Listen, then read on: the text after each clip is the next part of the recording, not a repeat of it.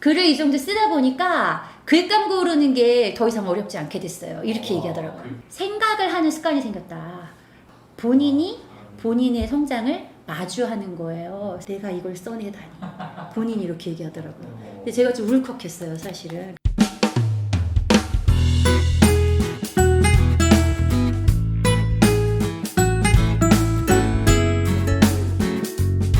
라이팅이 하면 아이들이 리라이팅 이렇게 하고 써버려요. 글 쓰는 것보다 다시 쓰는 걸 더 힘들어요. 더 싫어하고.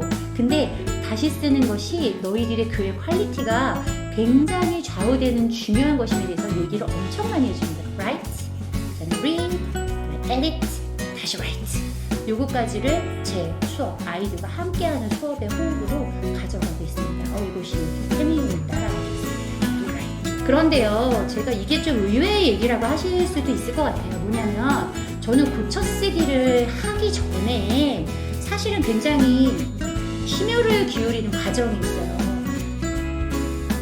리라이팅을 할 때 내가 내 리라이팅까지 끝났어요. 그럼 아까도 말씀드렸듯이 내 글을 내가 못 보는 경우가 있어요. 그리고 내 생각에 빠져서 나만 알아듣는 글을 쓰는 아이들이 있어요. 그러면 이번에는 독자들의 피드백을 받아보는 시간을 줘요. 가장 안전한 우리 반 친구들한테. 안녕하세요. 안녕하세요, 모기쌤들. 우리 오기 전에 모기 많이 안 물리셨죠? 하지 마요, 아재 개그. 예, 하지 말라고 하는데 끝까지 하는 예. 무명교사 17호 선생님을 모셨습니다. 오! 안녕하세요. 반갑습니다. 네. 반갑습니다. 선생님 소개를 한번 해주시면 되겠습니다. 네, 저는 오늘 초대받은 무명교사 17호 좋은 것은 얼른 잘 따라하는 교사입니다. 네. 잘 따라하는 교사. 네. 선생님들도 예, 잘 따라하시고 잘 적용하시면 될 것 같아요. 오늘 좋은 강의 부탁드립니다. 네, 감사합니다. 저는 오늘 글쓰기와 고쳐쓰기라는 강의명을 가지고 선생님들과 함께 이야기를 나누려고 하는데요. 그냥 어쩌다 보니 좋은 것을 얼른 잘 따라하다 보니 글쓰기 수업마저도 잘 따라하는 교사가 되었네요. 그래서 그동안 아이들과 어떻게 글을 썼고 어떻게 글을 고쳤고 또 어떻게 글을 모았는지 그냥 저의 삶을 글쓰기에 포커스를 맞춰서 선생님들과 함께 모기쌤들과 함께 이야기 나누는 시간 가져보도록 하겠습니다. 저희 교실에서는요 매일 또 매주 매월 또 1년 단위로 좀 글을 쓰고 글을 모으는데요. 매일매일 쓰는 글들이 있어요. 뭐 저는 그냥 제 맘대로 이건 스트레칭과 같은 거야. 너무 힘들이지 말고 이제 네 몸이 굳지 않는 범위 내에서 이제 해자. 그래서 아이들을 좀 초청해서 쓰는 편인데 배움 노트라고 해서 그저 매일 일상의 배움들을 아이들이 기록해요. 한 바닥 정도씩. 그다음에 친구 관찰일기는 제가 선생님들께 학기 초에 좀 추천하고 싶은데 글쓰기에 정말 좋은 스트레칭이 돼요. 글감을 고르는 데도 너무 좋고 또 관찰하는 데도 너무 도움이 됐고 교우 관계에도 너무 도움이 되고 그것을 글로 표현하는 데도 저는 이게 학기 초에 하는 활동으로는 제가 해본 것 중에 제일 좋았던 것 같아요. 다른 게 아니라 학급에 이제 저부터 관찰하라고 시켜요. 사실은 우리 선생님을 잘 관찰을 해서 선생님이 뭘 좋아하시는 것 같은지 어떤 말을 싫어하시는 것 같은지 말할 때 어떤 특징이 있는지 뭐 이런 거 있잖아요. 그거를 관찰해서 계속 쓰게 해요. 처음에는 뭐 한 줄 내지 두 줄 나중에는 공개적인 잠시 후에 보여드릴 텐데 저희 반이 운영하는 카페가 있어요. 온라인 카페. 그곳에다 이제 공개적으로 기록하라고도 시켜요. 그러면 이제 선생님이 그런 이제 관찰의 대상이 되고 너무 잘 봤다 어떻게 하라니 이제 이런 리액션을 해준 후에 학급의 친구들도 좀 돌아가면서 한번 해보라고 하거든요. 그러면 초반에는 쭈삣쭈삣 뭐 한 줄, 두 줄 관찰 나오다가 이게 이제 한 달쯤 지나면요. 한 사람이 이제 그 아이들이 한 친구에 대해서 관찰한 글이 이렇게 늘어나요. 그럼 아이들에게 첫 주에 관찰한 것부터 월말에 관찰한 것까지 보여주면 이미 아이들이 느껴요. 내가 관찰력도 많이 좋아지고 글밥도 많이 늘었구나. 그리고 관찰을 당하는 친구는 나한테 애들이 이렇게 관심이 많았구나. 이래서 행동이나 여러 면에서 좀 자제하고 조심하는 부분도 있어요. 그래서 여러모로 좀 좋았던 것 같아요. 그래서 친구 관찰 일기는 제가 여기저기 다니면서 좀 추천하고 있는 방법 중에 하나입니다. 뭐 칭찬 샤워 등 매일매일 그냥 가볍게 재밌게 쓰는 글들이 일이 있어요. 그거는 이제 매일 이제 선생님과 함께 피드백을 하고요. 일주일 이제 매주 쓰는 게 있어요. 이건 약간 잔근육을 만든다 해서 제 맘대로 글쓰기에 잔근육 뭐 이렇게 표현을 붙여봤는데 독서록을 이제 2권씩 써요. 권을 그냥 저는 정해줬어요. 그러면 두꺼운 책 같은 경우는 다 못 읽고 쓰는 책도 있어요. 상관없어요. 읽은 부분까지는 그냥 써도 상관이 없어요. 그 대신 2권, 그냥 2편이 나오는 거죠. 독서록이 2편, 그 다음에 일상의 에세이 2편. 그럼 4편이잖아요. 이게 될까 싶은데 되더라고요. 그리고 제가 이제 기말평가 끝나고 아이들한테 선물이다 싶어서 글쓰기를 한 주 안 내준 적이 있는데 오히려 저한테 개인 카톡이 왔어요. 이번 주는 왜 글쓰기 안 해요? 아이들이 습관이 되니까 오히려 허전해 하더라고요. 이게 될까 싶은데 돼요. 나중에 말씀드릴게요. 그리고 뭐 한 달에 한 번씩 내려고 노력은 하는데 제가 배운 것은 얼른 잘 따라하는 교사지 않습니까? 여기 이음에서 강의하는 것을 제가 연초에 들었는데 전자책을 만들어준다는 거예요. 너무 제가 충격을 받았어요. 너무 좋더라고요. 그래서 강의가 끝나고 그날 밤에 제가 막 들어가서 연습을 해서 그 달에 프로젝트로 가져가서 한 달에 한 권씩은 이 전자책을 만들어 주려고 노력하고 있어요. 근데 이거는 우리 반만 만들지 않고요. 6학년 아이들을 다 모아서 그래야 우리 반 아이들도 다른 반 아이들 책을 잘 볼 수 있기 때문에 그런 식으로 좀 해주고 있어요. 이렇게 하는 이유도 좀 이따가 강의 때 말씀을 드리겠습니다. 그러면 1년이 지난 후에는 이제 글쓰기의 프로필 사진, 스트레칭부터 장근육부터 코어까지 이제 갖춰졌다 싶으면 본인이 1년이면 한 그래도 80편에서 120편 정도 글을 써요, 아이들이. 그럼 그 중에 본인이 이제 찍고 싶은 포즈가 있듯이 글도 본인이 소개하고 싶은 것을 골라서 이렇게 양장본으로 이거는 나만의 책이에요. 너무 정말 소중하게 담아주고 싶어서 정말 거금 예산을 들여서 양장본으로 만들어서 한 권씩 줍니다. 그러면 정말 그간의 모든 시름과 이 고생을 털고 너무 좋아하면서 아이들이 학교를 떠나요. 그리고 졸업생들이 와서 두고두고 얘기하는 책이기도 하거든요. 이렇게 이제 글쓰기를 진행을 하고 있어요. 제가 이제 여기 강의 준비를 하느라고 저희 반 아이들이랑 또 이제 졸업한 아이들한테 좀 물어봤어요. 글쓰기 니네 좀 많이 했는데 6학년 때 좀 많이 하는 것 같은데 물론 전 3학년부터 많이 했지만요. 글쓰기를 1년 동안 좀 많이 했는데 어땠니? 이제 그냥 어땠니? 이게 이제 질문이에요. 근데 사실은요, 제가 듣고 싶은 얘기들을 애들이 다 해줬어요. 제가 그 유도한 게 절대 아닙니다, 여러분. 이런 식으로 얘기해봐. 유도한 적이 없어요. 근데 제가 글쓰기에서 보고 싶었던 아이들의 성장의 모습을 아이들이 다 얘기를 해줬어요. 제가 이제 우리 반 애들한테 유튜브에 네 이름이 나올지도 몰라. 괜찮겠냐? 이렇게 동의를 얻어서 지금 얘네 이름을 쓴 건데, 실명 얘기해도 된다고 했어요. 실명 얘기해도 되나요? 저희 반에 이제 그 박모군이 글을 이 정도 쓰다 보니까 글감 고르는 게 더 이상 어렵지 않게 됐어요. 이렇게 얘기하더라고요. 맨 처음에 아이들 글 써라 그러면 글감 고르는 것부터 어려워하잖아요. 근데 어렵지 않아요. 이제는 글 써라 그러면 이렇게 하다가 글감이 그냥 떠오른다. 이렇게 이야기를 하고 그 다음 친구는 졸업한 이제 친구예요. 올해 중학교 1학년이 된 친구인데 생각을 하는 습관이 생겼다. 그전에는 넌 생각이 없었단 말이냐? 내가 이제 이렇게 질문을 했어요. 했더니 아무래도 제일 귀찮은 활동이라는 거예요. 뭐가? 글쓰기가. 왜냐하면 생각을 해야 되고 생각을 끌어올려야 되고 그걸 또 글로 담기 위해서는 일목요연하게 정리를 해야 되고 뭐 표현한 다음에 다듬어야 너무 귀찮은 이제 과정인데 본인이 생각하기에도 생각을 퍼올리고 정리하는 그 훈련이 많이 됐다. 뭐 이렇게 얘기를 하더라고요. 글재주가 좋아졌다. 이런 표현을 한 게 아니라 생각을 하는 습관이 생겼다. 이 말이 저는 좀 반가웠어요. 사실은. 네. 그 다음에 또 다른 친구는 많이 쓰다 보면 글쓰기 실력이 향상되는 게 내 눈에도 보이더라. 본인이 본인의 성장을 마주하는 거예요. 그래서 제가 듣고 싶었던 말들을 얘들이 어쩜 이렇게 잘해주고 있지? 너무 기특해가지고 고맙더라고요. 그리고 저 마지막 말은 사실은 1년이 지난 후에 저 친구가 이제 이 양장본을 받았을 때 걔가 혼자 중얼거리는 말을 제가 받아 적은 거예요. 애들한테 이제 쭉 내 책이야. 니네가 쓰고 어쩌면 니네만 읽을지도 모르지만 말하면서 세상에 한 권뿐인 너네만의 정말 책이야. 이거 딱 줬더니 본인이 이렇게 넘기면서 혼잣말을 했어요. 근데 지가 내가 이걸 써내다니. 본인이 이렇게 얘기하더라고요. 근데 제가 좀 울컥했어요, 사실은. 그래서 잊어버리기 전에 메모했다가 오늘 강의 때 소개를 하려고 가져왔습니다. 그래서 저희 반 교실에서는 이러한 일들이 좀 일어나고 있어요. 그런 제가 이제 어떻게 글쓰기를 했고 또 오늘 사실 의뢰받기는 고쳐쓰기에 관해서 좀 이야기를 들려줬으면 좋겠다라고 맨 처음에 말씀을 하셨어요. 그래서 글쓰기를 가지고 강의를 준비하는 게 사실은 쉽진 않았어요. 왜냐하면 왜 그 한국 주부들한테 된장찌개 어떻게 끓여요? 그러면 보통 돌아오는 말이 뭔지 아시죠?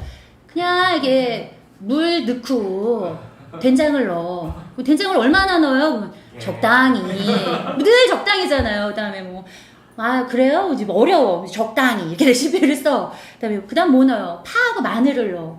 얼마나 넣어요?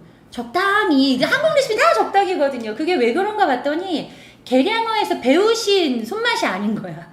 그냥 삶으로 전수 받았고, 그냥 입맛으로, 감각적으로 전수 받았고, 감각적으로 맛을 내는 분이다 보니 정확하게 된장은 2큰술, 마늘은 이렇게 안 되잖아요. 저도 사실 강의 준비를 하는데 사실 좀 그런 느낌이었어요. 글쓰기 지도 어떻게 하셨어요? 지도를 했나 내가? 왜냐면 그냥 일상인 거야. 애들이랑 그냥 같이 그냥 살았던 거에서 글쓰기 요소만 이제 뽑아내서 이거를 또 이렇게 딱 PPT를 정리하는 게 약간 한국 주부가 된장찌개 레시피를 기록하는 약간 그런 느낌이 있었어요. 그리고 바꿔 말하면 그만큼 그냥 일상이에요. 저희 교실에서는 이게 좀 특별한 지도법이나 특별한 수업이 아니라 그냥 모든 수업이 다 글쓰기로 귀결되는 수업이에요. 그럼에도 불구하고 몇 개 좀 가져와 봤습니다. 제가 잘 따라하는 교사다라고 말씀드렸잖아요. 근데 사실은 저는 이게 해밍웨이 건지 모르고 따라했어요. 뭘 따라했냐면 이걸 따라했어요. Writing is rewriting. 이게 뭐냐면 사실은 저희 반에 구어예요. 구어예요 이게. 진짜.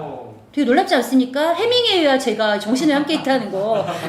이게 뭐냐면 저는 글쓰기 지도를 시작한 게 사실은 거국적인 목표가 있어서가 아니었어요. 처음에는 좀 자존심이 상해서 시작한 게 있어요. 뭐냐면 아이들을 남겨서 뭔가를 하려고 하는데 애들이 다 시간이 없는 거예요. 갈수록. 왜 시간이 없나 봤더니 학원으로 엄청 빠지는 거죠. 그래서 아니 내가 이렇게 열심히 가르치는데 학원을 왜 또 가는 거야. 근데 봤더니 초등학교 때 논술 학원을 엄청 다니는 거죠. 근데 저는 그게 사실은 제가 자존심이 좀 상했어요. 그래서 논술 학원을 안 다녀도 되는 좀 수업을 하고 싶다. 그 생각을 했던 것 같아요. 우리 애들이 막 손에서 술술술술 빠져나가니까. 그래서 수업 시간을 좀 바꿨어요. 동학년 선생님들이랑 다 협의를 해서 60분 단위로 묶었어요. 국어 수업은. 그래서 국어 수업은 60분을 해요. 일주일에 이틀씩. 지금은 조금 조정됐는데 보통 글쓰기를 위해서는 60분씩. 학원이랑 학교에 다른 점이 뭐가 있을까 했을 때 학교는 40분 수업인 거예요. 그러면 좀 배우고 쓸만하면 종치잖아요. 그럼 이제 국어적인 글감을 가져오고 생각을 좀 퍼올리려고 했는데 2교시가 수학이야. 그거 다 잊어버려. 근데 그 다음 날 국어 시간에 어제의 기억을 떠올려서 글을 쓰래. 그럼 이미 나는 다 초토화됐는데 이게 차이점일까 싶었던 거죠. 그래서 논술학원이랑 학교가 다른 점을 저는 이제 시간에서 먼저 찾았던 것 같아요. 그래서 충분히 시간을 주자, 애들한테. 글을 쓸 수 있는 충분한 시간을 주자. 그래서 공식적으로 따온 수업 시간은 60분이지만 어쩔 때는 제가 막 시간을 더 붙여서 90분씩 할 때도 있어요, 사실은. 그러면 라이팅부터 에디트부터 리라이팅까지 한 호흡은 가능한 것 같아요. 그래서 그렇게 이제 수업을 하기 시작을 했어요. 근데 글쓰기를 할 때 라이팅을 잘하자 이렇게 외치고 시작하지 않고요. 선생님이 먼저 writing is 하면 아이들이 rewriting 이렇게 하고 수업을 해요. 공산당 같은가? 저는 그렇게 했어요. 아무튼 애들이 rewriting에 대해서는 그냥 당연하게 가져가는 게 있어요. 근데 나중에 찾아보니까 이게 해밍웨이님께서 하신 말씀이더라고요. 다들 나를 칭찬해 줬습니다. 뭐냐면 rewriting이 사실은 저는 좀 낯선었어요. 근데 왜냐면 국어책을 통해서 보통 국어 수업을 하고 국어 수업을 통해서 대부분 글쓰기 수업을 하잖아요. 그러면 글 쓰는 방법을 배운 다음에 글을 써보자 이렇게 하고 끝나요. 그러면 이제 숙제로 나가는 경우가 많아요. 왜냐면 아까 말씀드렸다시피 호흡이 짧아서. 그러면 솔직히 숙제 내주고 숙제 검사 안 하고 잊어버린 글들도 굉장히 많아요.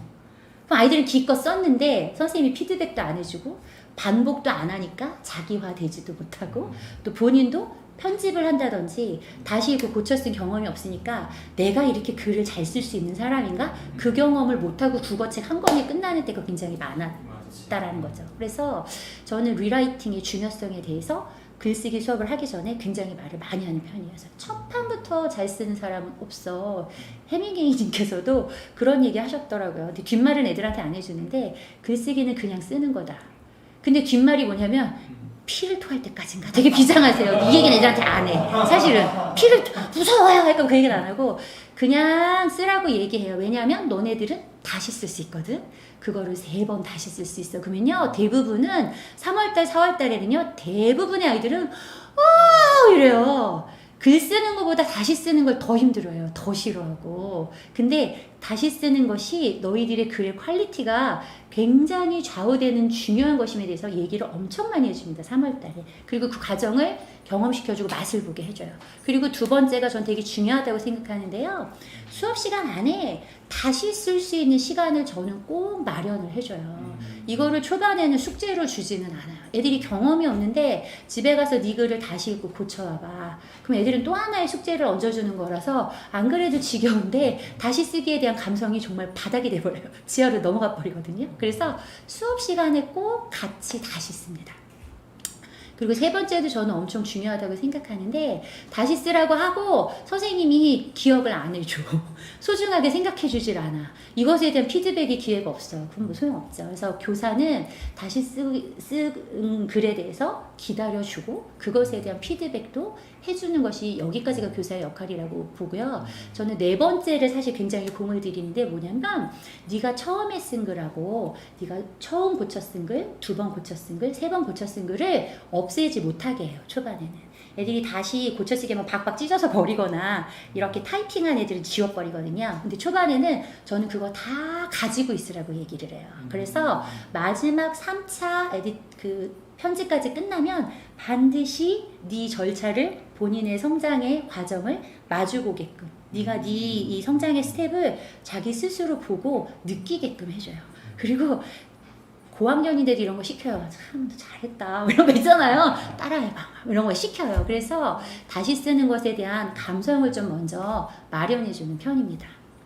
저 나름대로 다시 쓰기에 3대 원칙이 있어요. 사실은 제가 글쓰기 수업을 시작하고 처음에는 5번을 요청했어요. 5번을 수정해라. 근데 제가 작년인가 논문을 쓰다가 애들한테 사과하고 5번은 못할 짓이라는 걸 찍게 되어서 애들한테 급 사과를 하고 3번을 했는데 제가 여기 이제 오기 전에 이론을 찾아보니까 3번을 권하는 이론가들이 초등 단계에서는 좀 많으시더라고요. 그래서 3번이 적절한 것 같다라고 저 나름대로 좀 결론을 내려서 3번은 좀 고쳐쓰기를 하는 편이에요. 그래서 2번을 고쳤어. 처음부터 3번 그럼 애들이 질리니까 2번 고쳤어. 그럼 애들이 막 신나게 이제 가져오잖아요. 그럼 거기다 대고 한 번만 더 하자. 이렇게 확실히 편이죠. 한 번 나와서 한 번만 더 하자.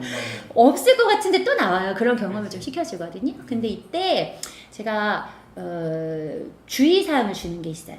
그건 이제 온라인 수업할 때도 음소거를 하고 꼭 이 방법을 쓰라고 시키는 게 있는데 그건 뭐냐면 반드시 고쳤을 때에는 소리를 내서 읽어야 한다. 이렇게 시켜요.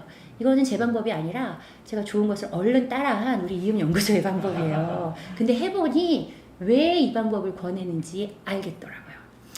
자기 글은요, 자기가 고쳤을 게 잘 안 보여요. 잘 안 보여요. 그래서 남의 이 손을 탔을 때 더 잘 보이는 경우가 되게 많아요. 그게 왜냐면은 내 생각을 정리하는 거기 때문에 뭐냐면 본인이 유추해요. 다음 문장을 본인이 유추해서 사실 오타도 잘 안 보이고요. 틀린 표현도 잘 안 보여요. 왜냐면 자기 머릿속에서 나온 거잖아요. 그러니까 자기는 표현을 틀리게 해놨는데 머릿속에 있는 이미지로 글을 읽어버린다는 거죠. 그런데 소리내서 읽으면 자기가 잘못 쓴 글이 들려요.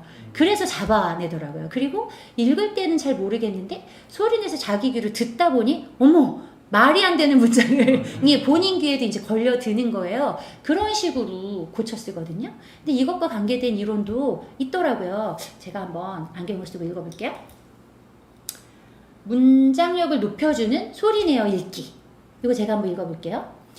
단순히 글자를 읽는 것이 아니라 의미를 생각하며 읽는 것이다. 소리를 내어 읽으면 눈으로만 읽을 때와는 달리 문장을 더 쉽게 파악할 수 있고 어색한 낱말은 없는지 문장의 구조에 오류는 없는지 깨닫게 된다. 자연스럽게 습관이 되면 책을 읽을 때뿐 아니라 자신이 쓴 문장을 읽을 때도 적용이 돼서 문장력이 높아지게 된다. 처음부터 끝까지 쉬지 않고 읽는 것이 아니라 끊어 읽게 된다. 아무 데서나 끊어 읽는 것이 아니라 의미에 따라 끊어 읽게 된다. 만약 문장의 오류를 파악하지 못하고 엉뚱한 곳에서 끊어 읽는다면 책이나 글을 잘 이해한 것이 맞는지 점검하며 다시 읽어볼 필요가 있다. 이 글을 읽고 저는 이 방법에 더 확신을 했어요. 그렇구나. 아이들이 읽다 보면 본인도 모르게 의미를 이렇게 청크화 시킨 거죠. 본인이 문장을 연결 지으면서 문장의 구조화도 자연스럽게 아이들이 머리 안에서 이루어지는 사고 과정이 되겠더라고요. 그래서 다시 쓰기를 할 때에는 등교 수업할 때는 물론이고 아이들 온라인 수업 할 때에도 음소거하고 너 지금 안 읽어서 이 모양 보면 다 아는데 이러면서 소리내서 읽게끔 유도를 하는 편이에요. 그러면 막 어떤 애는 막 자기 머리를 쳐요. 아이고 이렇게 썼냐. 그래서 그 자리에서 고쳐 쓰는 아이도 보이고 끄덕끄덕 하는 아이도 보이고 선생님들도 보이실 거예요. 그리고 이때 아이들한테 요청하는 게 있는데 그건 뭐냐면 얘들아 부디 이제 조금 어려운 말을 잘 이해하는 애들한테는 객관적인 시각으로 읽어 이런 표현을 써요. 근데 초등학생들은 객관적인 시각이라는 게 잘 몰라요. 그러면 조금 말을 낮춰봐요. 독자의 시각으로 읽어봐. 그럼 조금 이해하는 애가 있어요. 독자요. 저 3대 독자인데 뭐 쓸데없는 소리 하는 애도 있지만 그거 말고 네 글을 읽는 리더의 입장에서 읽어보라고. 그럼 그 얘기를 좀 이해하는 애들도 있지만 그래도 이해 못하는 애들이 있어요. 그럴 때는 저는 이 코스비 가족이라고 여기서 좀 제 세대가 다 노출이 될 것 같은데 코스비 가족이라는 시트콤이 있었어요. 거기에 엄마가 변호사였던 것 같아. 그 엄마가 자기 막내 아들 논술을 지도하던 장면이 전 되게 기억이 오래 남았어요. 막내 아들이 논술 시험을 봤는데 낙제를 받아온 거죠. 근데 너무 이해가 안 되는데 엄마 내 글이 왜 낙제예요? 이해가 안 돼요. 그 글을 이제 엄마가 읽더니 이제 엄마는 알겠는 거야. 근데 한국 엄마 같으면 이게 한국 엄마를 비하하는 건 아닌데 제가 한국 엄마 대표 내가 야 이렇게 썼으니까 네가 F지 이랬을 것 같아. 근데 그 엄마는 이렇게 얘기를 했어요.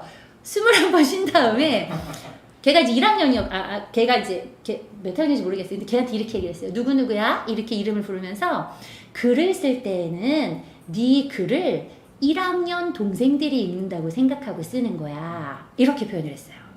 아마 그 친구가 간략하게 썼는 모양이죠. 글을 아주 간략하게 모든 정보들이 생략된 글을 쓴 모양이죠. 그러니까 좋은 걸로 평가받지 못한 것 같아요. 그러니까 엄마가 네 글을 1학년 동생들이 읽는다고 생각하고 아무것도 모르는 아이한테 설명한다라고 생각하고 써보렴. 그랬더니 그 아들이 그 말을 이해를 하는 거죠. 그래서 저도 이 표현을 자주 써요. 6학년 지도할 때도 3학년 지도할 때도 1학년이 읽는다고 생각하고 써봐봐. 글은 말과 달라서 같은 경험을 하지 못한 사람들이 읽는 거야. 그래서 네가 경험한 공간, 네가 경험한 시간, 네가 경험한 사건들을 경험하지 못했어. 때문에 자세한 설명이 때로는 필요해. 이렇게 설명을 해주거든요. 그럼 아이들이 1학년의 관점으로 읽으면서 이번에 좀 재미있는 일이 있었는데 6학년 아이들 데리고 글쓰기를 했거든요. 이 방법도 저는 좀 추천을 하고 싶어요. 뭐냐면 처음부터 저희 반은 글을 많이 쓴다고 말씀드렸잖아요. 근데 처음부터 다 글을 썩 이렇게 하기가 조금 미안한 마음이 저도 있어서 처음에 글을 쓸 때는 그룹웍을 줘요. 근데 초반에는 그룹별로, 그러니까 제가 뭐 4년 전, 5년 전 말씀드리는 건데 그룹별로 글감을 하나 주고 협의해서 글을 썩 이렇게 이제 얘기를 했었는데 지금은 그렇게 안 하고요. 조금 더 풀어졌어요. 그게 뭐냐면 글은 잘 못 쓰는데 말 잘하는 애들이 있어요. 막 스토리가 막 떠오르는데 글로는 표현이 안 되는 애들이 분명히 있어요. 걔네는 그게 고민이거든요. 그럼 나는 그렇다 하는 애를 세워요 일단. 그럼 걔네들은 스토리텔러예요. 그러면 나는 글감은 잘 떠오르지 않는데 그거를 받아 적는 데는 나는 좀 재주가 있다 하는 애를 또 자원을 받아요. 걔네들이 또 그 스토리텔러 옆에 붙어요. 그 다음에 나는 그 그림으로 표현하는 게 자신 있다. 글이나 뭐 이게 쓰는 건 자신이 없는데 그거를 이렇게 상상의 장면을 그림으로 표현하는 건 자신이 있다. 이런 식으로 말하는 사람, 글 쓰는 사람, 그림 그리는 사람, 그 다음에 홍보하는 사람 이렇게 4명 1조를 해서 프로젝트를 줬어요. 그래서 학급별로 4편의 동화책을 쓴 거죠.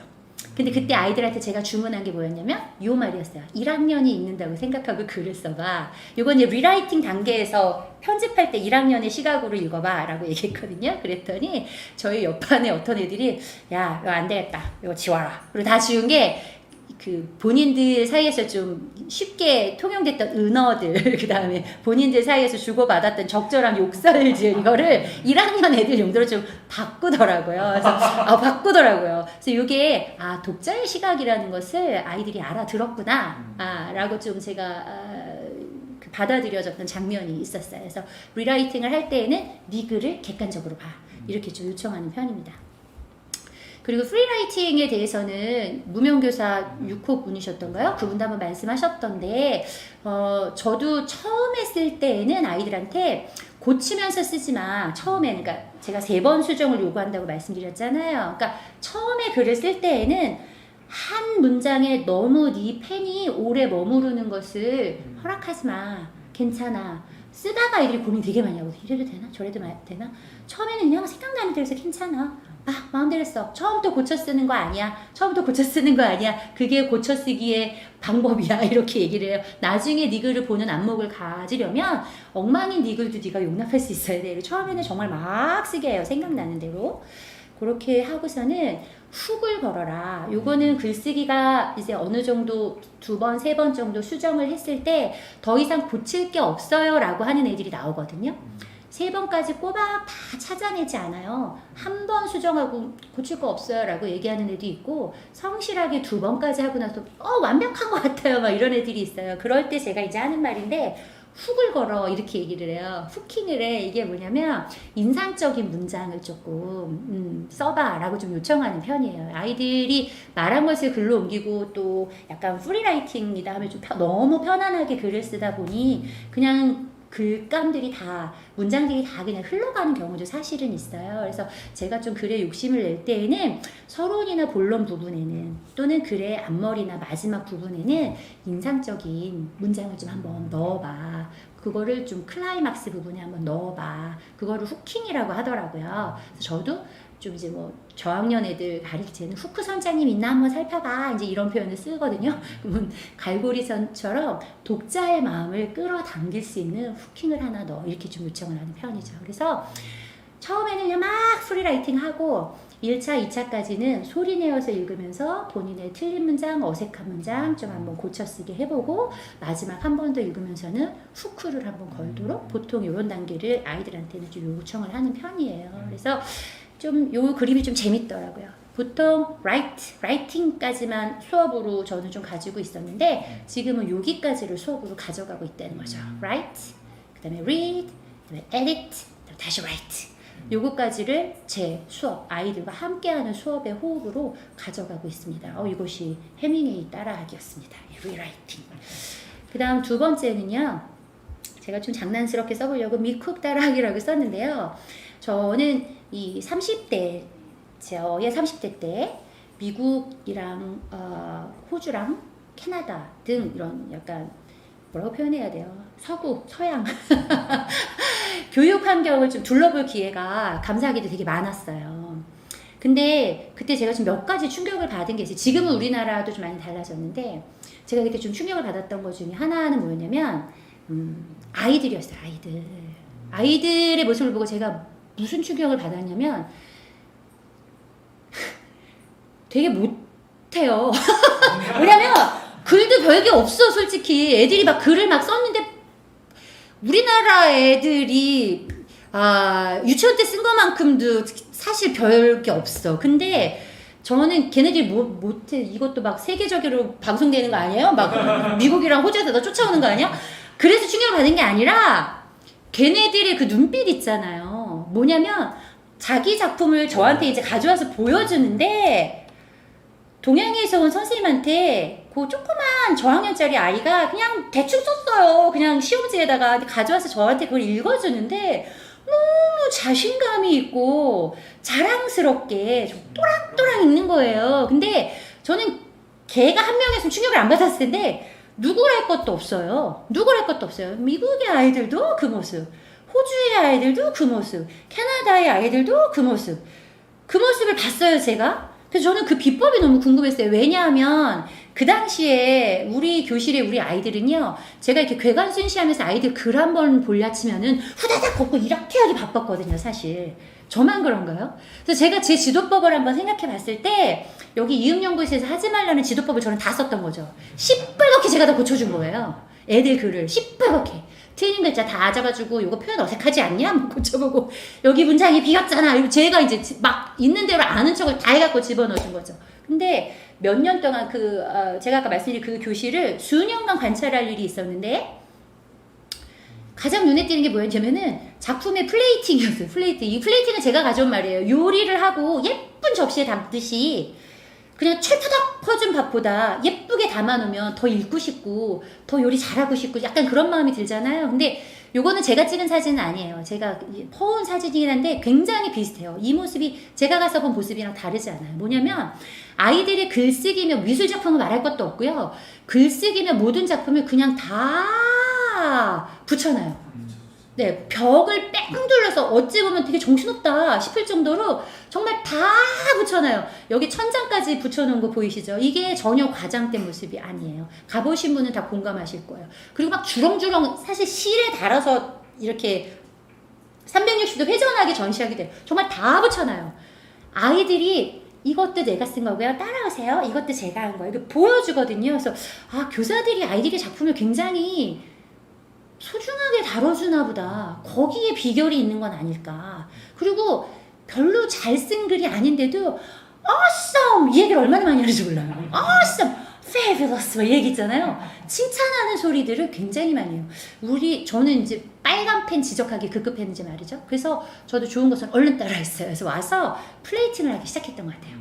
애들 글은 다 전시하고 다 붙여놓고 다 달아놓고 그러니까 아이들 입장에서는 자기 글이 다 공개되는 경험을 하는 거죠. 그러면 소감을 쓰는 대신에 아이들의 글에 아이들이 질문을 좀 달게 했던 것 같아요. 미국에서 배운 방법은 아니고 이건 이음에서 배운 건데요. 아이들이 글을 읽고 친구 글에 잘 썼다 못 썼다 여기까지만 하는 게 아니라 이 부분은 좀 이해가 어려운데 무슨 의미니? 이렇게 이제 질문을 다는 거예요. 그러면 그게 또 피드백의 역할을 할 수 있게끔 그렇게 했던 것 같아요. 그래서 이렇게 전시를 해보니 아까 제가 말씀드린 것처럼 좀 플레이팅 효과가 있어요. 자기 글이 소중하게 대접받는 느낌을 애들이 받고요. 그 다음에 다 공개된다는 걸 아이들이 알기 때문에 자기 작품을 함부로 쓰지 않아요. 복도에 전시해 놓으면 사실 전교생이 와서 보거든요. 그래서 어떤 글도 허투루 쓰진 않더라고요. 그리고 두 번째는 도제 효과도 있는 것 같아요. 왜냐면 친구 글을 굉장히 많이 볼 수 있는 기회가 열린 거죠. 내 글을 나만 보고 선생님만 보는 게 아니라 교실의 옆반 친구의 모든 글을 다 볼 수 있는 효과가 있어요. 그래서 친구의 좋은 문장은 따라 쓰기도 해요, 아이들이. 근데 그거 친구만 허락하면 저는 그냥 두는 편이거든요. 그 다음에 피드백 효과, 아까 말씀드린 것처럼 그냥 포스트잇으로 잘했어 못했어 이것만 쓰게 하지 않고 거기다가 조금 더 아까 말씀드렸잖아요. 글에 대한 최고의 찬사는 나는 질문이라고 표현을 하는데 이 부분은 왜 이런 경험은 어떤 경험이었던 거야? 여기에 이 표현은 어떻게 해서 나왔던 거야? 뭐 이런 것들 질문하게 해요. 그 다음에 포스트잇을 적절히 활용하게 합니다. 그 다음에 최고의 플레이팅은 저는 아까 소개해드렸던 1년 후 아이들이 받아보게 되는 양장본이라고 생각해서 거기에 좀 심혈을 기울이는 편이에요. 이거는 근데 이제 미국을 따라했는데 저희 이음의 그 무명교사 6호 분이셨죠? 그분은 이미 아셨더라고요. 그분 강의에서 제가 굉장히 의미 있게 들었던 말이에요. 그분이 이런 말씀하셨어요. 아이들 작품은 그분 이렇게 조용하게 말씀 안 하시더라. 아이들 작품은 소중하게 담아줘야죠. 그분이 이렇게 얘기하셨어요. 정말 이 진심 소중하게 담아줘야죠. 아이들에게 그 경험이 참 중요해요. 그분이 이렇게 얘기하시더라고요. 근데 제가 그분이 한 50분 강의하셨는데 띵 맞아 그거였더라고요. 그래서 철푸덕 담지 않고 예쁘게 플레이팅 다 곳곳에 다 담아내요. 음식해서 음식 쓰레기로 버려지는 경험하지 않게 다 보여주고 그러다 보니 아이들도 학습 결과물이 아니라 전시물을 내는 좀 효과가 있고 또 아이들도 그냥 남의 글을 관람하는 관람자가 아니라 전시자가 되는 글쓰기에 있어서 좀 주인공으로 올라오는 경험을 다 시켜주는 편입니다. 그런데요, 제가 이게 좀 의외의 얘기라고 하실 수도 있을 것 같아요. 뭐냐면 저는 고쳐쓰기를 하기 전에 사실은 굉장히 심혈을 기울이는 과정이 있어요. 이게 글쓰기랑 무슨 상관이 있냐라고 하실 분들도 계실 거예요. 근데 저는 글쓰기에 이게 되게 중요하다고 생각하는 사람 중에 하나인데 그게 뭐냐면 저는 모르고 했는데 덴마크 휘게더라고요. 이건 저는 굉장히 옛날부터 했던 거거든요. 덴마크에서는 휘게 타임이 있대요. 들어보셨어요? 휘게라고 해서 아예 우리로 치면 예정표에 있대요. 뭐냐면 고요함, 평안함, 화평함, 행복한 이런 표현이래요. 그래서 그 시간은 아이들이 자유롭게 이야기할 수 있는 시간이래요. 보통 이제 교사가 과목을 들고 가서 학습 목표 제시하고 막 애들이 그냥 수동적으로 받아만 가야 되잖아요. 이 시간은 그냥 어떤 얘기를 해도 허용되는 시간인 거예요. 아이들이 정말 무장이 해제되는 시간인 거죠. 그래서 저도 아이들이랑 월요일 첫 시간은 꼭 그 시간을 갔거든요. 근데 이게 덴마크에서는 휘게라고 해서 운영되는 시간이었더라고요. 이게 제가 읽었던 어떤 교사의 글과도 좀 상통하는 부분인 것 같은데 교사든 아이든 어떠한 개인도 위험에 처하지 않는 곳, 집단의 이름으로 개인의 고유함을 희생하지 않는 곳, 그러나 동시에 개인이 생각하기 어려운 더 높은 가치를 꿈꾸게 하는 곳, 그것이 공동체다. 근데요, 고쳐쓰기가 제가 이제 지금 강의를 들으시는 동안 혹시 느끼셨는지 모르겠는데 저는 교사 피드백을 거의 없앴어요. 사실은 피드백이라 함은 이 정도 해줘요. 걔가 쭉 이제 이따가 말씀드릴 텐데 아이의 글을 읽거나 아이가 읽어준 글을 제가 듣고 야, 그 표현 너무 좋더라. 이 정도 피드백만 해줘요. 너 지난번에는 이 정도 했더니 이번에 이렇게 썼네. 그거 참 난 좋다고 생각해. 그냥 이 정도만 해줘요. 시뻘건 빨간펜 교사를 앞지르고자 하는 욕구는 다 없어졌어요, 제가. 근데 그런 식의 피드백을 저만 해주는 게 아니라 사실 아이들이 돌아가면서 다 해주거든요. 자기 친구 글에 대해서. 근데 보세요. 교실이 편안한 곳이 아니야. 아까 제가 읽어드렸던 그런 공동체 같이 또는 휘게의 정의처럼 편안한 곳이 아니야. 애들이 막 내 경쟁자야. 라이벌이야. 제가 하는 말은 다 내가 상처로 들려. 나를 공격하는 말로 들려. 이렇게 되면 피드백이 아니라 평가어가 될 것 같은 생각이 들었어요. 저는. 그래서 아이들이 사실 교사가 주는 피드백보다 저는 눈높이에서 해주는 피드백이 제일 좋은 피드백이라고 생각하는 사람이기 때문에 아이들끼리 평화로운 공간을 만드는데 공을 되게 많이 들이는 편이에요. 리라이팅을 하기 전에. 그래야 리라이팅이 가능한 것 같아요. 좀 약간 유연한 사고, 유연한 아이들, 교실이 편안한 곳이 돼야 서로서로 상호작용하는데 어려움이 없어야 글쓰기도 자연스럽게 되는 것 같아요. 그래서 휘게타임을 통해서 피드백하는 것에 대한 죄책감을 없애는 준비를 굉장히 많이 합니다. 제가 친구 글에 대해서 어떻게 얘기를 해요? 이런 애들 많거든요. 특히 착한 애들. 야, 너는 친구도 아니야. 이렇게 얘기해요, 어쨌든. 넌 친구가 글 잘 쓰는 게 그렇게 싫으냐? 뭐 이렇게 얘기해요, 오히려. 피드백은 네 역할이야. 이렇게 얘기하거든요. 너는 네 친구의 글을 정말 그럴듯한 글로 다듬어주는 좋은 사포의 역할을 해야 되는 거야. 이런 식으로 얘기하면, 아, 그런 거예요? 막 이렇게. 피드백에 대한 죄책감을 없애는 일들을 해요. 그리고 피드백을 받는 입장에서도 제가 날 지적질했어. 이렇게 생각하면 안 되잖아요. 선생님이 나를 평가했어. 그게 아니다. 시력이 좋진 아이가 교정 안경을 쓰는 것처럼. 그리고 정말 교육 선진국일수록 오히려 수준에 맞는 지도를 받는 데더라. 그게 부끄럽다고 생각하는 게 후진 거야. 막 이러면서 애들한테 피드백을 잘 받아들이는 게 다 막 선진국인 거야. 막 이러면서 막 감성을 막 강요해요. 좋지 않은 건데 일단은 막 그렇게 해. 그래서 피드백도 그냥 자연스럽게 받아들이게 해요. 그러나 마지막을 굉장히 강조하죠. 제가 브이프 해놨잖아요. 최종 결제자는 너야. 하지만 이렇게 얘기해요. 들을 만한 얘기들은 들어. 하지만 글에 대해서 최종적으로 선택하고 결정을 할 수 있는 건 결국은 너야. 들을 얘기만 듣고 고칠 것만 고치고 받아들일 것만 받아들여. 결국은 네 글이야. 이렇게 좀 얘기해주는 편이긴 해요.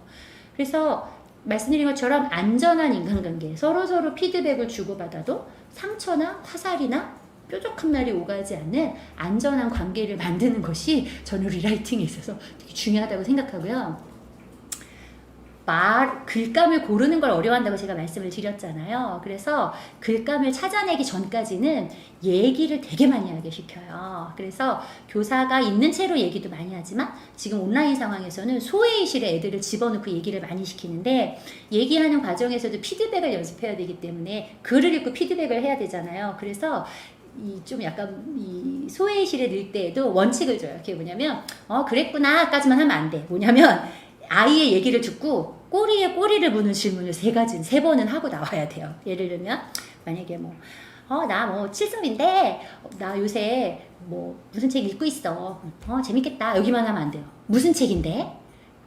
아까 되게 어려운 책 나한테 소개해 주셨는데 무슨 책이야? 막 그러면은 어렵겠다. 여기까지만 하면 안 돼. 그래? 듣고 제일 재밌었던 건 뭐냐? 이제 이런 식으로 후속 질문을 2번, 3번은 하고 올 것을 요청을 해요. 그러면 애들이 대화법도 늘어나지만 조금 깊이 생각하는 사고의 훈련도 좀 되는 것 같더라고요. 그래서 그거 의외죠. 리라이팅인데 이 얘기를 하고 있으니까. 근데 이게 다 글쓰기를 위한 밑작업이에요, 사실은. 그래서 그런 연습들을 시키는 편입니다. 그리고 저희 반의 원칙은요, 다 참여해야 돼요. 학기 초부터 요거는 애들한테 힘줘서 얘기해요. 그래서 작품의 전시도 사실 한 명도 빠지지 않아요. 다 참여해요. 좀 소극적인 아이, 의기소침한 아이도 그런 거 없어요. 다 시켜줘요. 그 대신 전년도 선배들의 저는 이제 그 사례들이 있으니까 선배들도 너희와 똑같았는데 1년 뒤엔 이렇게 얘기했어. 그리고 그 선배들이 두고 간 영상이라든지 그 선배들의 어떤 성공담 이런 것들을 좀 많이 들려줘서 격려하는 편이죠. 그래서 다 참여하는 것을 원칙으로 합니다. 그래서 피드백하는 방법 중에 하나인데요. 뭐냐면 여러 가지 방법이 있는데 리라이팅을 할 때 내가 내 리라이팅까지 끝났어요. 그럼 아까도 말씀드렸듯이 내 글을 내가 못 보는 경우가 있어요. 그리고 내 생각에 빠져서 나만 알아듣는 글을 쓰는 아이들이 있어요. 그러면 이번에는 독자들의 피드백을 받아보는 시간을 줘요. 가장 안전한 우리 반 친구들한테. 그거는 저는 이 방법을 써요. 좋은지 안 좋은지 모르겠는데 저희 반 애들은 재밌어라 해요. 자기가 이제 편집까지 다 끝난 글을 딱 책상에 이제 올려놔요. 그럼 다 일어나요. 다 일어나서 돌아가면서 다 읽어요. 친구들의 글을 다 읽어요. 근데 남의 글은 되게 잘 보여요. 그러면 포스트잇을 붙이는 때도 있고요. 좀 지면이 넉넉한 경우는 빨간 펜을 거기다가 쓰는 경우도 있어요. 색깔은 자기 마음이에요, 사실은. 그러면 아까 왜 대화하면서 후속 질문하는 거 연습이 됐다고 했잖아요. 그럼 글을 읽으면서 자기가 이제 이해가 안 되거나 궁금한 걸 거기다가 덧붙여서 써놔요. 이건 뭐야? 이거는 어떤 거였는데? 여기 요 표현을 썼는데 이게 좀 나는 이해가 어려워. 그러니까 본인이 글을 읽고 떠오르는 느낌들을 다 거기다 써줘요. 그러면 저희 반이 18명이기 때문에 딱 이제 한 바퀴 돌고 오면은 내 글에 17명의 피드백이 담겨 있는 거예요. 그러면 아까 말씀드렸다시피 최종 결제자인 내가 요 부분이 애들이 어렵구나. 이렇게 쓰니까 이해를 못 하는구나 싶은 부분을 고치던지 그건 자기 선택이에요, 사실은. 그럼 대부분 사실은 많이 고쳐. 이게 이해가 안 되는 거야. 왜냐면 겹치는 피드백은 본인이 설명이 부족했다라는 뜻이니까 피드백을 수용해서 그렇게 쓰는 편이에요. 어쩔 때는 사실 시간이 없을 때에는 18명 다 못하고요. 그룹별로 묶어서 소리내서 돌아가면서 다 읽어야 돼. 그리고 한 사람이 글을 읽었으면 2번, 3번, 4번, 5번은 그것에 대해서 질문하거나 피드백해 주는 거야. 이런 식으로 그룹의 피드백이라도 꼭 글에 대해서는 받게 하는 편이에요. 그러면 이제 이런 질문이 떠오르시겠죠. 아니 1년에 80편을 쓴다면서 그걸 언제나 안 되는 거야. 이런 생각이 떠오르시잖아요. 아이들이 글을 쓰면요. 피드백 받고 싶은 글을 본인이 골라오는 거죠. 피드백 타임에 그거를 이제 골라오는 거예요. 그리고 저희 반은 시간이 허락할지 모르겠으나 그 학급 밴드에 자기가 쓰는 글 일주일에 4편씩 쓰는 글 다 올리게 돼 있어요. 다 올리게 돼 있어요. 그러면 친구들 글을 들어가서 탐색하는 애도 있어요. 뭐냐면 글쓰기 어려워하는 애들. 근데 전 이게 참 좋았어요. 뭐냐면 어려운 글, 어른들이 쓴 글을 읽고 감명을 받아가지고 좋은 문장을 가져와서 쓰는 애들도 있지만 사실 제가 아까 말씀드렸다시피 제일 좋은 교재랄까? 제일 쉽게 따라할 수 있는 그리고 제일 마음에 터치가 있는 건 사실 또래의 글이더라고요. 근데 아이들의 글이 일주일에 4편씩 따박따박 올라오고 다 공개가 돼 있는 데다가 나도 써야 하니 급할 때는 아이들이 친구의 글을 들어가서 이제 봐요. 그거는 봐도 된다라는 일종의 아이들도 암묵적인 동의가 있으니까 거기에 올리는 거잖아요. 그럼 그거 보고 아하 하는 글이 있어요. 아하 이렇게 쓰면 되는구나. 그 순간에 자기 글을 써요. 근데 저는 그게 되게 좀 의미 있었어요. 그래서 무조건 다 하게 합니다. 요것에 대해서는 사실은 좀 의견이 분분한 걸로 제가 알고 있어요.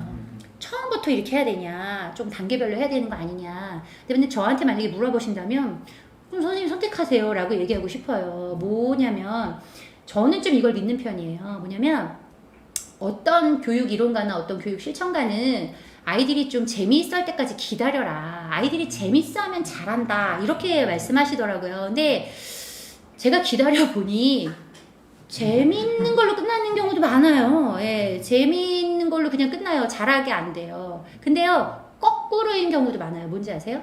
잘하잖아요, 아이들은. 자기가 잘하면 재밌다고 말해요. 네. 그래서 저는 좀 잘하게 도와주는 이걸 선택해요.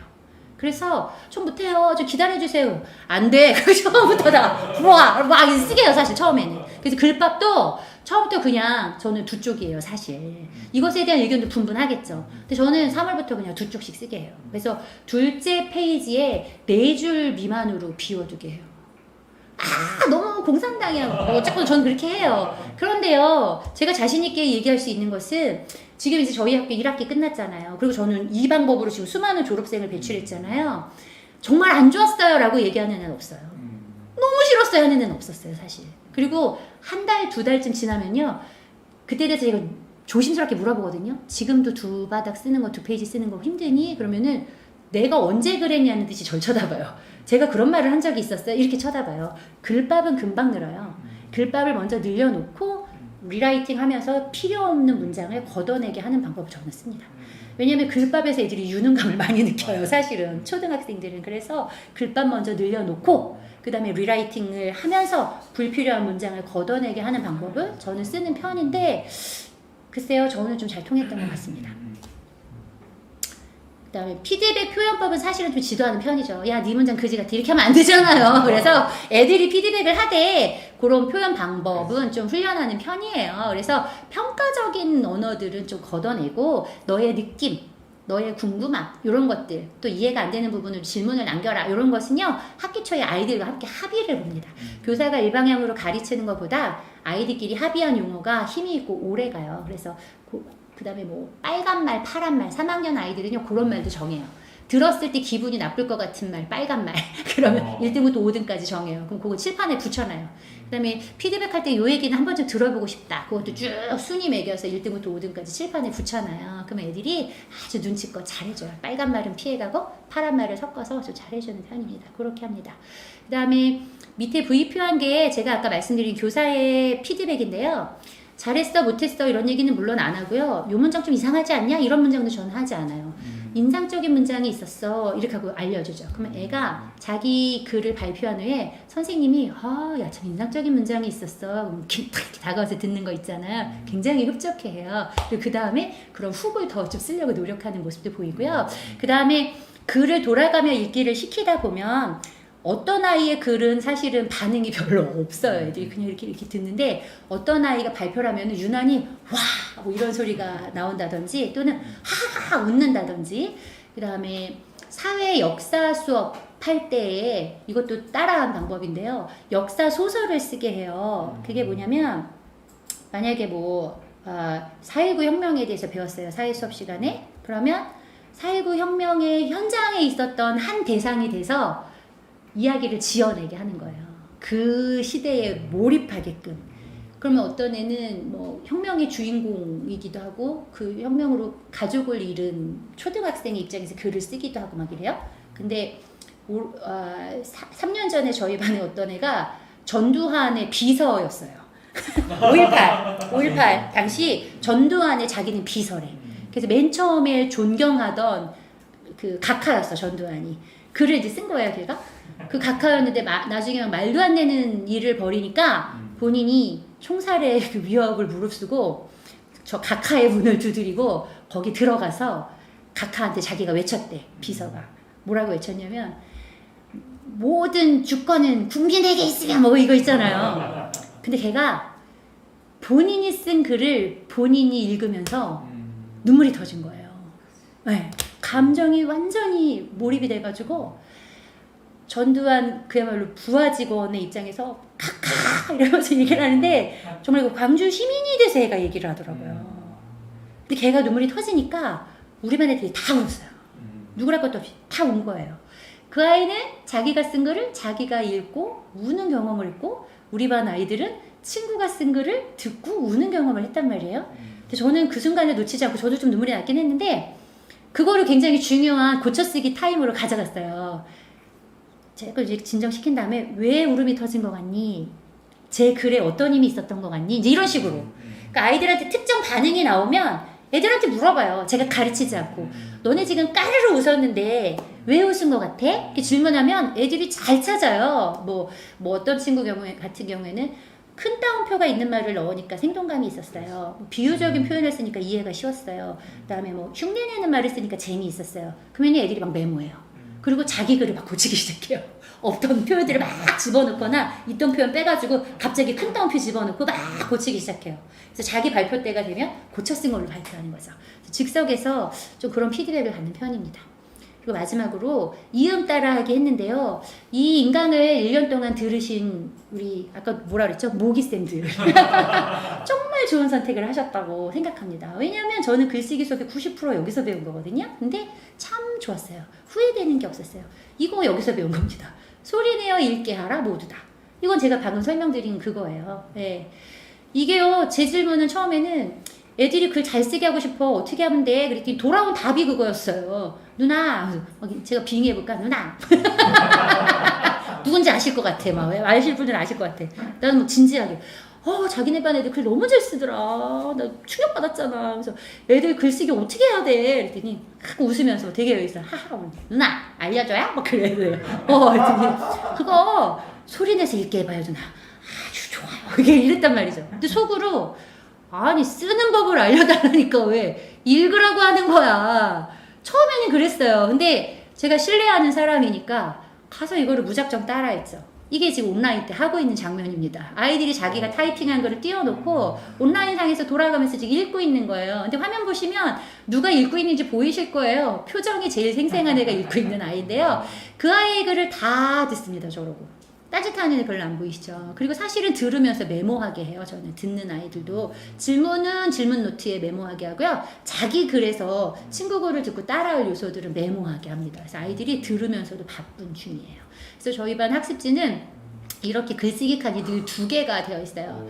왼쪽 칸이 원한, 아까 프리라이팅 말씀드린 거예요. 프리라이팅 하는 칸이고 그 네모 칸이 이제 본인이 자기 그 리라이팅 할 때 스스로 가져갈 수 있는 질문들을 이제 교사가 줘요. 근데 저기는 제가 시간이 없어서 빈칸을 못 만들었는데요. 빈칸도 주죠. 뭐냐면 자기가 자기 척도를 가져가게 하는 것도 있어요. 나 스스로 점검할 때 가져갈 부분. 그리고 다 수정이 끝난 글을 마지막 칸에 쓰게끔 저런 형태를 취하고 있습니다. 이거는 이제 우리 반 아이 글인데요. 지금 시간이 많이 간 것 같아서 이 부분은 삭제하시면 돼요. 네, 빼먹을게요. 요게 이제 그 저희 반 아이들이랑 하고 나서 아이들한테 좀 받았던 건데 뭐 앞부분에 다 제가 말씀을 드렸기 때문에 이 부분을 좀 생략을 해도 될 것 같습니다. 오늘 뭐 리라이팅에 대해서 얘기를 해달라 해서 뭐 50분 동안 짧지만 긴 이야기를 풀어봤는데 요약하자면 가장 효과적이었던 것은 소리내어 읽게 하라 모두 다. 돌아가면 모두 다. 그리고 그냥 듣게 하지 말고 메모하면서 듣게 하라. 네, 메모하면서. 그리고 수정할 시간을 확보해 주어라. 그리고 수정이 끝난 글을 교사가 알아봐 주어라. 네, 그 말씀을 드리고 싶습니다. 마무리해도 될까요? 네, 고맙습니다. 와우, 모기자님들 어떠셨나요? 이제 여기 보는 거죠? 네. 너무 놀랐습니다. 그래요? 감사합니다. 네. 고쳐 쓰기가 정말 아이들이 배울 기회가 잘 없었던 것 같아요. 그렇죠? 맞아요. 그거를 잘 잡아서 자기의 글과 처음 글과 2번 고쳐 쓰고 3번 고쳐 쓴 글을 마주하게 한 게 네, 맞아요. 스스로도 느낄 거 아니에요. 그럼요. 정말. 근데 에너지는 굉장히 맞아요. 시간이 많이 들어요. 사실. 들고 하기 때문에 그거를 계속 이렇게 끌고 가려면 선생님이 굉장히 또 에너지를 많이 쓰셨을 것 같기는 해요. 그런가? 그래서 그런가요? 처음에는. 아, 네. 그죠? 그렇죠. 네. 아무래도 그쵸. 글을 많이 읽어야 되니까 애들 네. 글을 많이 읽어야 애들 되니까. 글도 많이 읽어야 되고 또 저는 가장 인상 깊게 들은 게 두 가지인데 네. 가장 인상 깊은 거는 밑작업을 잘 하신 것 같아요. 그쵸. 네, 아, 이게 글쓰기가 그냥 되는 게 아니라니까요. 맞아요. 그 밑에 구체적인 밑작업들이 맞아요. 있는데 그걸 아까 잘 소개를 해주셨는데 그 밑작업 간단하게 한번 더 요약해 줄 수 있나요? 간단하게 요약이요? 어렵나요? 아니 어렵진 네, 않은데 몇 가지만 교실이 편안한 곳이 돼야 된다. 일단 교실이 편안해야 곳으로. 되는 곳이고 피드백은 죄책감을 가질 일이 아니다. 아. 친구의 글에 대해서 피드백을 주는 것은 죄책감을 가질 일이 아니라는 감성도 교육이 돼요. 저 감성도 교육이 돼요. 그래서 피드백은 죄책감을 가질 요소가 아니라 오히려 친구의 역할이다. 그리고 피드백을 수용하는 것은 네가 더 좋은 글을 쓰기 위한 지름길이다. 이런 걸 이제 아이들한테 가르쳐요. 굉장히 핵심적인 것 같아요. 엄청. 사실은 어떤 다른 사람의 글을 평가하는 거잖아요. 피드백 네, 준다는 거. 네. 아, 나 이런 게 좋았어. 나 네. 이런 거 잘 모르겠어. 네. 물어본다든지 네. 아니면 이건 왜 이렇게 썼니? 네. 라고 질문하는 게 그게 굉장히 사실은 우리 한국적인 정서로 그렇죠. 어른들도 쉽지가 그렇죠. 않은데 아이들에게 이런 거를 좀 이렇게 지도를 하면 또 실제로 수용할 수도 있고 안 할 수 있는 거는 저자는 너니까. 그렇죠. 네가 선택할 수 있어. 이 관계가 분명하니까 음. 아이들이 받아들일 것 같아요. 네, 그러니까 네. 약간 뭐랄까 그 인정이 되더라고요. 저도 들으면서 저렇게 얘기하면 아이들이 인정이 될 것 같아.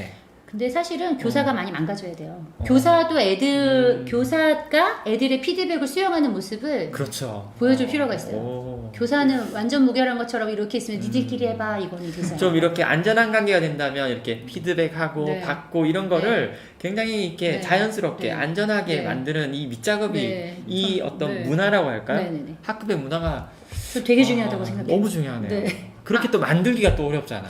그런가. 그러니까 교사가 좀 망가져주기도 하고 네. 교사가 좀 그 신뢰가 되어주기도 하고 그런 게 좀 필요하겠네요. 그죠? 오. 아닌가요? 노력을 네. 하는 편이에요. 그런 교실을 네. 꿈꿔요, 사실. 두 번째는 네. 플레이팅. 굉장히 맞아요. 신선한 개념이긴 했어요. 그러니까 사실은 아이들은 자기가 쓴 글을 봤을 때 친구들과 비교하기 때문에 친구들이 잘 쓴 글이 있으면 내 글은 못 쓴 글이야 이렇게 생각하기가 쉬운데 또 이렇게 이쁘게 이렇게 소중하게 다뤄주는 이 문화가 굉장히 또 정말. 교실에 1년 내내 그러면 글들이 많이 이렇게 많이 붙어있나요? 붙어있죠. 많이 붙어있죠. 뭐 순환하기도 하고 떴던 거 하기도 하지만 뭐랄까 다 전시되는 경험을 하죠. 아이들이 한 명도 빠짐없이. 그리고 웬만한 글은 다 오픈돼요. 아까 카페를 오늘 못 보여드렸는데 거기에는 아무튼 다 공개가 되니까요. 내 글이. 네. 그러니까 네. 말씀하세요. 아니 이야기하고 아니. 나중에 할게요. 네. 예, 글을 이렇게 썼는데 쓰는 거로 끝나는 게 아니고 아니면 선생님과 1대1 관계로 끝나는 게 아니고 네. 이 글이 내가 뭐 친구들 앞에 읽는다든지 네. 또 전시된다든지 네. 그래서 뭐라 그러죠? 포스트잇으로 네. 이렇게 약간 이런 피드백이 계속 상시적으로 이루어지기 때문에 네. 좀 더 이렇게 내가 더 잘 쓰고 네. 싶다는 어떤 동기가 자극이 될 것 같아요. 하기도 하고요. 학부모 교육을 할 때 어머니들한테 미리 예고를 하고 제가 전자책을 학부모님들한테 보내드린 적이 있어요. 그게 왜냐면 학부모님들한테 그것도 여기서 배운 거예요. 이음에서 배운 거 얼른 따라 했는데 저작권료를 받아라. 그거 얘기하셨거든요. 그래서 저 얼른 따라 했어요. 애들이랑 아까 프로젝트 수업 했다고 그랬잖아요. 네네네. 스토리텔러, 그다음에 뭐 라이터, 에디터 해가지고 걔네랑 동화책을 묶어가지고요. 전자책을 제가 가지고 있었어요. 근데 학부모 모임을 그때 할 일이 있었는데 요거 조만간 어머님들한테 보내드릴 거다. 그럼 아마 아이들이 사시라고 할 거다. 저작권이 어쩌고 운운하면서 사라고 할 거다. 어머니도 우리 아이가 글을 잘 쓰기를 원하시면 글을 굉장히 격려하시면서 값을 주고 사주셔라. 미리 부탁을 드리고 전자책 애들한테 그 얘기를 해주지 않고 자 얘들아 이러면서 너희들의 소중한 글이면서 애들 막 어깨에 뽕 잔뜩 집어넣은 다음에 전자책을 딱 이제 집에 보냈거든요. 최대 7만 원에 판 애가 있어요. 우와. 어쨌든 그 글을 쓴 것으로 뭔가 이렇게 피드백을 하고, 돈으로 받는. 그리고 미리 저작권료로. 엄마들도 교육을 받았으니 오. 야 어떻게 이런 글을 써야지 이렇게 된 거죠. 부모님의 또 협조도 약간. 네. 좋네요. 너무 재밌었어요. 멋진 생각인 것 같아요. 네. 네. 지금 이런 질문이 올라왔어요. 네. 글쓰기를 안 하는 아이는 어떻게 지도하나요? 끝까지 버티면서 안 하는 사례는 없었나요? 다 하게 한다고 말씀하셨는데. 네, 안 하는 애는 없어요. 그거는 분위기인 것 같아요. 뭐냐면 3월 첫째 아예 딱 얘기해요. 6학년 국어 교육에 그 나무로 치면 굵은 기둥이 있는데 그게 뭐냐면 얘들아 글쓰기야. 이렇게 얘기해요. 그래서 글쓰기를 하지 않으면 넌 1년 동안 국어 교육을 안 받겠다는 얘기야. 뭐 이렇게 얘기하거든요. 그냥 저는 좀 이런 옛날 사람이라 좀 이렇게 약간 당위적인 표현을 많이 쓰는 편이에요. 그래서 글을 안 쓰고 버티는 애는 없어요. 좀 이렇게. 근데 그런 경우는 있었어요. 뭐냐면 조금 이제 발달이 좀 됐다거나 정말 진짜 안 쓰는 게 아니라 못 쓰는 애. 그래서 양장본이 걔는 못 나올 뻔했어요. 사실은 그때 무슨 일을 했냐면 걔가 말을 하면은 친구들이 받아 적어줬어요. 진짜로. 걔가 의미를 좀 이상하게 써줘도 웃으면서 막 받아 적어줬어요. 근데 나중에는 그게 페이지가 모자라잖아요. 그러니까 걔하고 있었던 에피소드들을 친구들이 사실 해줘서 걔 책을 만들어준 사례가 있어요. 네. 그런 경우. 그 케이스는 있었는데. 일단은 좀 고학년이기도 하고 해서 그렇죠. 선생님이 뭘 중요하게 생각하는지 그랬던 것 같아요. 이거야. 네. 이렇게 하면 또 네. 아이들은 또 좀 네. 힘들지만 따라가는 아이들도 있다. 네. 무다를 좀 만드는 게 중요하다. 교실 분위기가 자유롭긴 하지만요, 무책임하게 흘러가게 되진 않아요. 근데 글쓰기는 약간 책임으로 주는 것도 있어요, 사실은. 국어 수업이랑 연결을 시키다 보니. 오늘 뭐 시간이 훌쩍 넘어갔습니다. 네, 그랬네요. 너무 열강을 해주셔서 너무 감사드리고요. 선생님들 이후에라도 뭐 궁금한 거나 아니면 피드백, 좋은 그런 굉장히 말씀 많이 올려주시면 감사하겠습니다. 좋아요와 구독은 사랑입니다. 사랑입니다. 오늘 이렇게 훌륭한 강의를 해주셔서 너무 감사드리고요. 오늘 목요인 강의 여기서 마치겠습니다. 감사합니다. 감사합니다. 고맙습니다.